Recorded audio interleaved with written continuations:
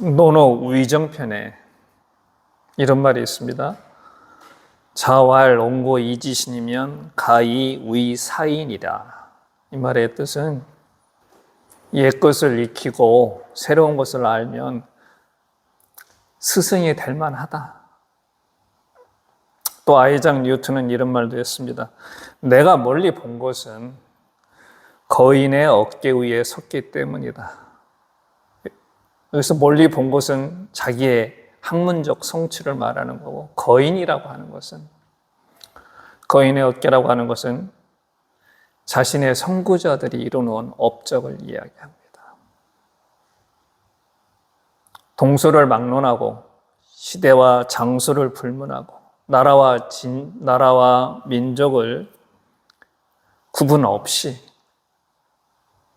옛 것을 돌아보고 오늘을 살고 미래를 대비하는 것은 보편적인 진리인 것 같습니다. 현자들은, 지혜로운 사람들은 그것을 정확히 꿰뚫어 보았습니다. 성서도 마찬가지입니다.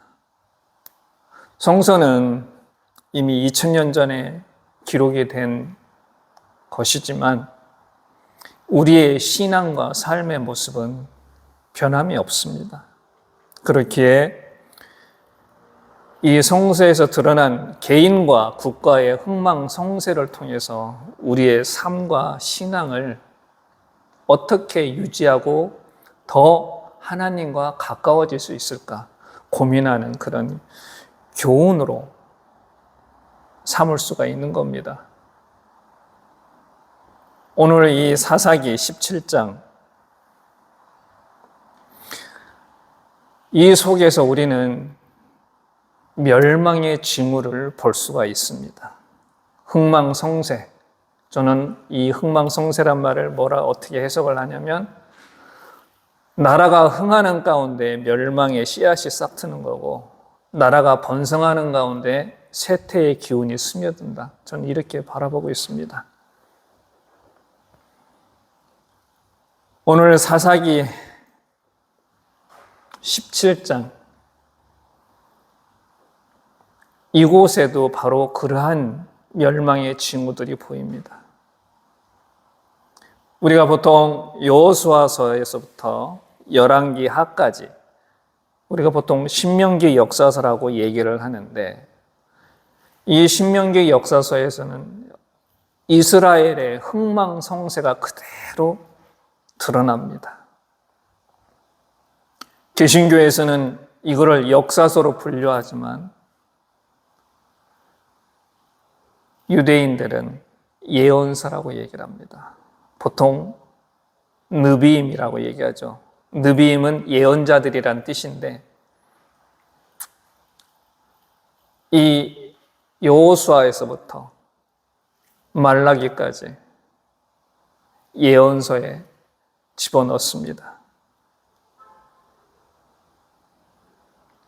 어떻게 분류를 하든 오늘 이 사사기는 어떻게 이스라엘의 멸망의 씨앗이 자라고 있었는가를 그대로 보여줍니다. 특히 이 17장부터 끝까지, 사사기 마지막까지는.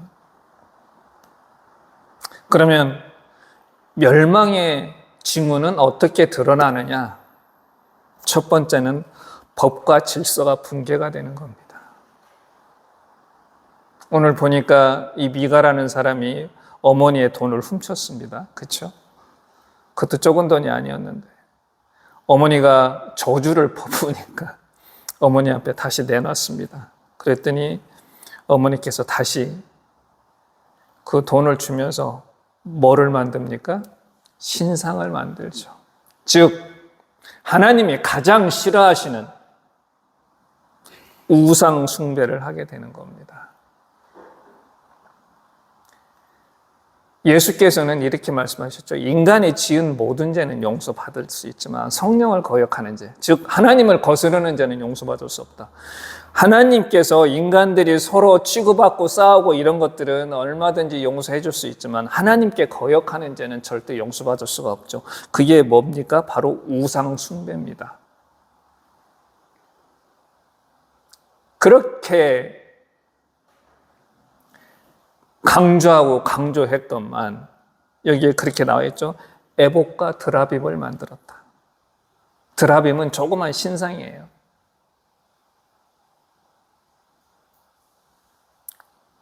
라헬이 야곱과 함께 아버지 집을 떠날 때 가져왔던 게 바로 이 드라빔입니다.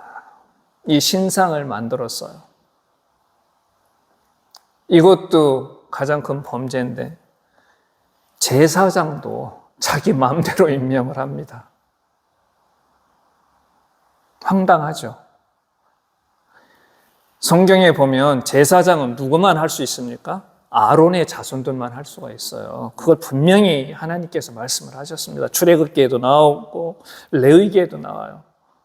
아론과 그의 자손들만이 제사장을 할 수 있는데 이 미가는 자기 스스로 제사장을 임명을 했습니다. 이 제사장으로 뽑힌 게 누구죠? 레위인이에요. 레위인은 원래 가나안 땅에 지분이 없었죠. 그렇죠? 이 레위인도 그래서 유다 베들레헴에 있다가 자기의 거류할 곳을 찾으러 가는데 마침 이 미간의 집을 지나치게 됐습니다. 그가 레위인인 걸 알고 이 사람을 자기네 집의 제사장으로 고용을 하게 되는 겁니다. 에봇이 뭔가요? 제사장들이 입는 옷이죠. 원래 레위인은 어떤 일을 하는 사람들입니까? 제사장들이 성전 일을 할 때 그걸 보조하는 그런 역할을 하는 사람들이에요. 쉽게 말하면 성막 관리하고 제사장 직무를 보조하는 그런 사람들인데 이 레위인은 분명히 그걸 알고 있었음에도 불구하고 주제넘게 제사장으로 임명하고 보수도 준다고 하니까 덜썩 그 요구를 물었습니다. 하나님이 분명히 너희가 가나안 땅, 약속의 땅에 들어가면 이걸 꼭 지켜라고 분명히 말씀을 하셨는데 이미 법이 붕괴가 되고 있어요. 비단 미가뿐만이었겠습니까? 이 가나안 땅에 들어갔던 이스라엘 전체가 이런 상황에 처해 있었다는 거죠. 여호수아를 통해서 가나안 땅에 입성을 하고 이제 점점 하나님이 주신 땅에서 흥해야 될 그 순간에 이미 멸망의 씨앗이 싹트고 있었던 겁니다. 그게 바로 보다 하나님이 주신 율법이 붕괴가 되고 있다. 그리고 폭력이 난무합니다. 요 뒤에 보면 18장에 단지파가 나와요. 이 단지파가 자기네 땅을 아직도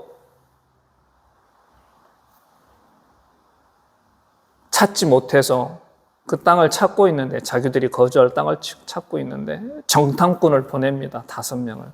근데 마침 그 정탐꾼들이 이 미간의 집에서 하룻밤 묵게 돼요. 그때 이 레위인 제사장을 만나게 됩니다. 그러자 단지파가 물어보죠. 우리가 가도 되겠냐? 저 땅을 우리가 탈취할 수 있겠냐? 가라. 될 거다. 하나님께서 주실 거다. 그래서 이 단지파 5명이 정탐 끝에 자기 지파들을 이끌고 가면서 어떤 일을 했습니까?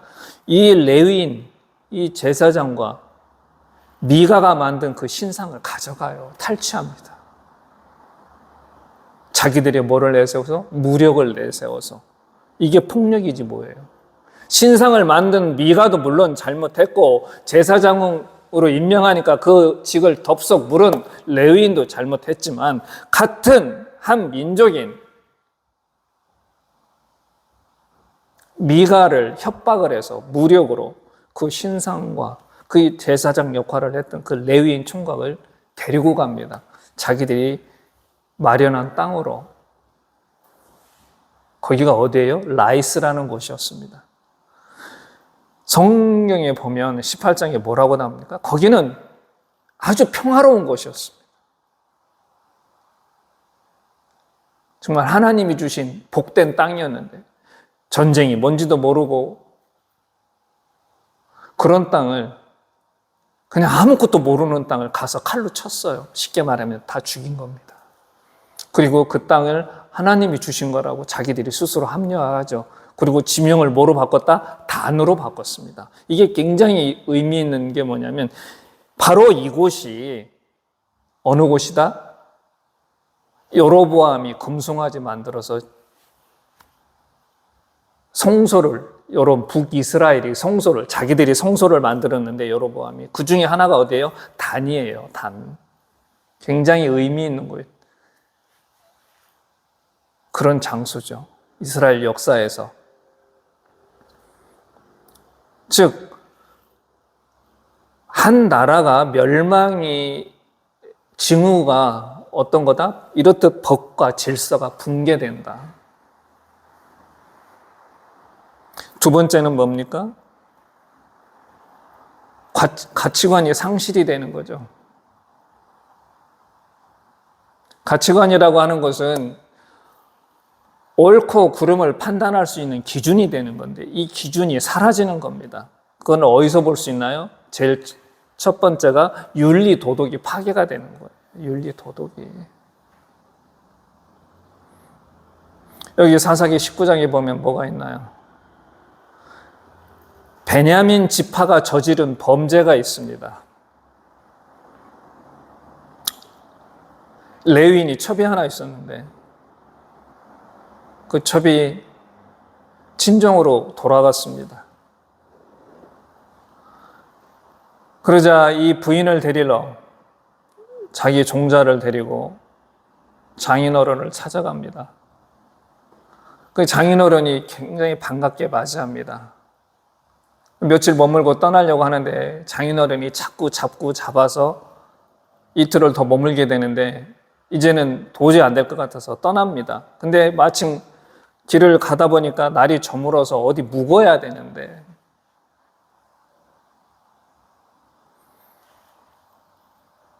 그 베냐민 지파의 성에 가서 머무르게 됩니다. 근데 이 사람들이 성문에 앉아서 자기를 데려가 줄 그럴 사람들 기다리고 있는데 베냐민 지파 사람들이 아무도 그들을 자기네 집으로 초대를 안 하는 겁니다. 오히려 그 베냐민 지파 땅에 머무르고 있던 에브라임 사람이 노인네가 우리 집에 가자. 그래서 데리고 이 레위인과 종과 첩을 데리고 왔는데 베냐민 그 지파의 불량배들이 이 노인의 집에 와가지고 소돔과 고모라에서 있었던 그 일을 똑같이 이 베냐민의 이 불량배들이 저지릅니다. 그러자 이 레위인이 자기 첩을 그 베냐민 불안당들한테 내줘요. 혹시 이것도 굉장히 문제가 될 그런 내용이지만 자기로 인해서 그 집안에 어떤 해가 있을까 봐 아마 그렇게 됐겠죠. 그렇다고 해서 자기 부인을 첩을 밤새 윤간을 합니다. 그리고 아침이 되자 놓아줬다고 이렇게 표현이 되어 있어요. 그러자 여자가 밤새 시달리다가 간신히 그 문 앞에서 쓰러져서 죽습니다.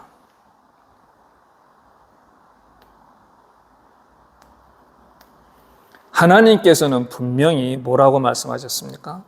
객과 고아와 과부를 잘 보살펴라. 그걸 누누이 말씀하십니다. 출애굽기에도 나오고 신명기에도 나와요. 사회적 약자라고 해서 재판을 잘못해서도 안 되고 그들이 경제적으로 고통받는 것을 외면해서도 안 되고 항상 그들을 잘 보살피라고 몇 번이고 하나님께서 말씀을 하셨습니다. 그런데 이 베냐민 지파가 한 행위, 그 베냐민 지파의 그 불량배들이 한 그 행위는 하나님의 그러한 명령을 정면으로 거부한 거죠. 소돔이 멸망할 수밖에 없었던 그 행위를 그대로 한 겁니다.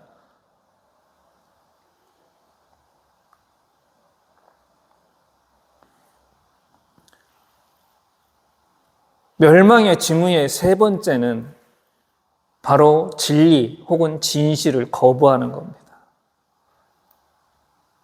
바로 이 베냐민 지파 내에서 이런 끔찍한 일이 벌어졌는데 이 레위인이 어떻게 합니까? 자기 첩의 몸을 12조각으로 나눠서 보냅니다. 각 지파에다가.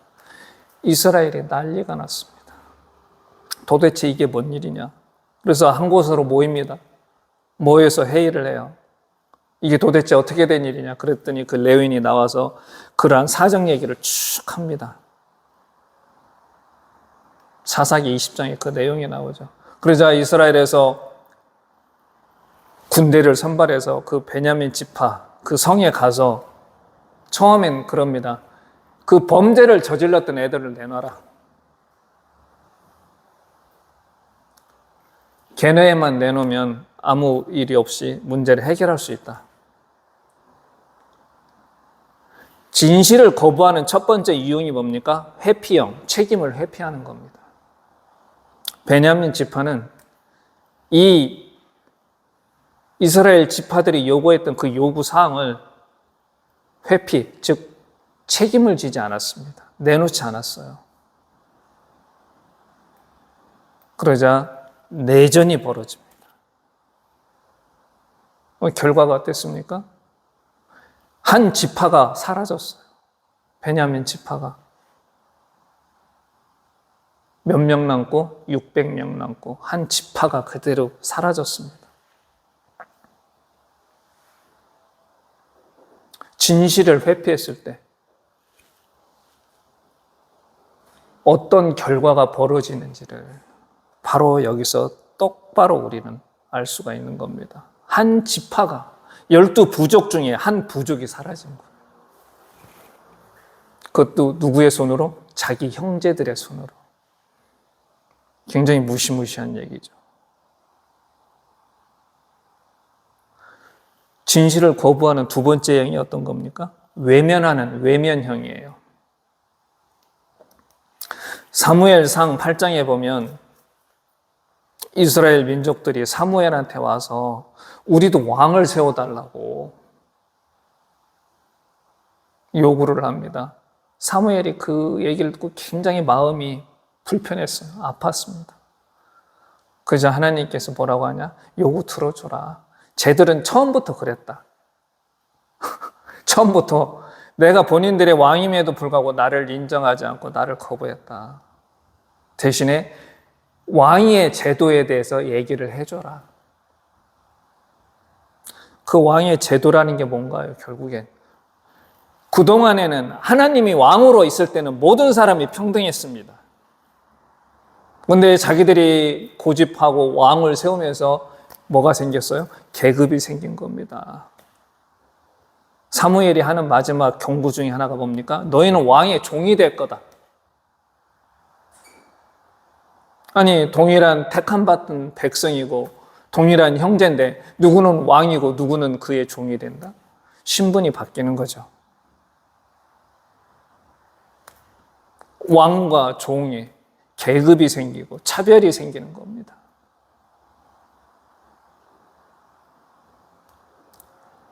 사사기는 이렇듯 한 개인 혹은 한 국가가 어떻게 멸망할 때 어떠한 징후, 어떤 사인이 나타나는지를 이렇게 보여주는 거죠. 중국에 이런 말이 있습니다. 현자는 떨어지는 잎새를 보고 천하의 가을이 오물 안다. 회남자라고 하는 인력 낙지 천하추라는 말. 떨어지는 하나의 잎새를 보고 천하의 가을이옴을 안다. 지혜로운 사람은. 이 회남자에 나오는 말입니다. 성서에서는 그럼 지혜로운 자가 누굽니까? 성령을 따르는 자. 성령을 따름에 성령의 가르침에 순종하는 자. 반면에 어리석은 자는 누굽니까? 뭐라고 표현하냐? 목이 곱고 마음과 귀에 할례를 받지 못한 자, 이렇게 표현합니다. 이런 사람들은 어떤 사람입니까? 성령을 거역하는 사람이죠. 이런 사람들은 그 끝이 뭔가요? 멸망. 구원받지 못해요. 그래서 예수님께서 뭐라고 얘기하십니까? 사람에 대한 모든 죄와 모독은 사하심을 얻되 성령을 모독하는 것은 사하심을 얻지 못하고, 누구든지 말로 인자를 거역하면 사하심을 얻되 말로 성령을 거역하면 이 세상과 오는 세상에도 사하심을 얻지 못하리라. 즉 성령을 거역하면 너희한테 기다리는 것보다 멸망밖에 없다, 이런 얘기죠.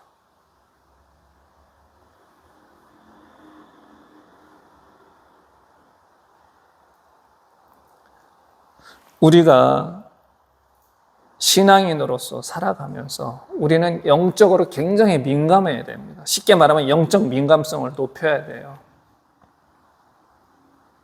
그러지 않으면 그 시대의 징후를 읽을 수가 없습니다. 예수께서 뭐라고 바리새인과 사두개인들한테 이렇게 말씀하시죠. 너희가 천지의 기상은 분간할 줄 알면서 왜 이 시대는 분간하지 못하느냐. 이 얘기는 뭐냐. 너희가 왜 시대의 징후는, 시대의 사인은 읽지 못하느냐. 이렇게 얘기하는 겁니다. 우리한테 지금 가장 필요한 게 뭡니까? 바로 시대의 사인, 징후를 읽어야 될 그런 능력이 우리한테 필요한 겁니다. 요즘 이런 얘기가 많이 나오더군요. 이재명 대통령이라서 정말 다행이다. 누구였으면 어떻게 될 뻔했을까? 생각하기도 싫다. 이런 얘기가 굉장히 유행을 하죠.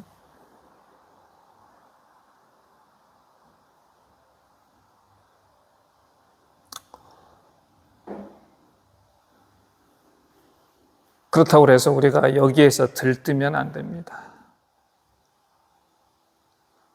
우리는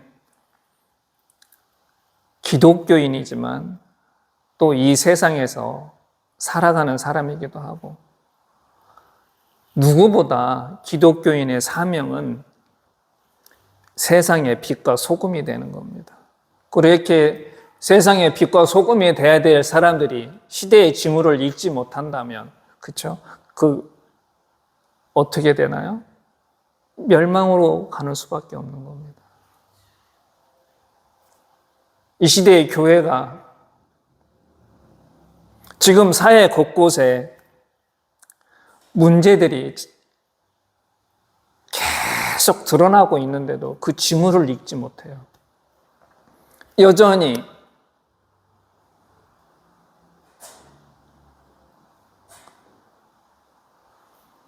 과거에 매몰되어 있으며 앞으로 나아가지를 못하는 겁니다. 네, 다행스럽게도 이 사회 곳곳에 작은 불꽃이지만 조금씩 이 사회가 건강한 사회, 기독교가 건강한 기독교로 나아가는 것이 무엇인지를 고민하고 또 그걸 위해서 기도하는 목회자, 여러 성도들이 계속해서 늘어난다는 겁니다. 여기에 희망이 있는 거죠. 단순하게 그래 우리만 보다 보면 우리의 현실이 굉장히 답답하고 길이 안 보일 수도 있지만, 보이지 않는 곳에서 엘리야 시대에 바알한테 무릎 꿇지 않는 7,000명이 있다고 하나님이 말씀하신 것처럼 이 시대엔 보이진 않지만 여전히 하나님의 말씀이 무엇인지 고민하고 영적으로 굉장히 민감해지려고 노력하는 그런 사람들이 우리 사회 곳곳에 보이지 않는 곳에서 활동을 하고 있고 기도하고 있다는 것. 이게 바로 교회의 희망이요. 앞으로 교회가 계속해서 하나님 나라를 확장해 나가는 주춧돌이 될 거라고 저는 확신합니다. 그 가운데 하나가 바로 저희가 되기를, 그리고 우리도 이스라엘이 처음 애굽을 나올 때 그 정신, 그때는 오로지 하나님만 바라보고 의지하고 그분의 뜻대로 순종하려고 살아가려고 했던 그 마음, 저는 그거를 잃지 않기를 소원하고 있습니다. 앞으로 한 주간 또 어떤 일이 우리 앞에 있을지 모르지만 우리 항상 영적으로 깨어 있어서 교회와 또 이 나라와 이 민족으로 해서 기도하는 그런 한 주가 되기를 소원합니다. 기도하겠습니다. 하나님, 이스라엘 민족은 애굽의 압제 속에서 그들을 구원해 주신 하나님을 외면하고 자신들의 교만으로 세상을 살아가려고 했습니다. 주님이 주신 그 약속의 땅에서 오로지 자신들의 의지와 생각으로 세상을 이겨내려고 했습니다. 그것이 바로 멸망의 시작이었습니다. 오늘 우리에게도 우리가 앞으로 살아가는 삶 속에서 무엇이 우리를 번영과 안정과 행복으로 이끌어 가는지를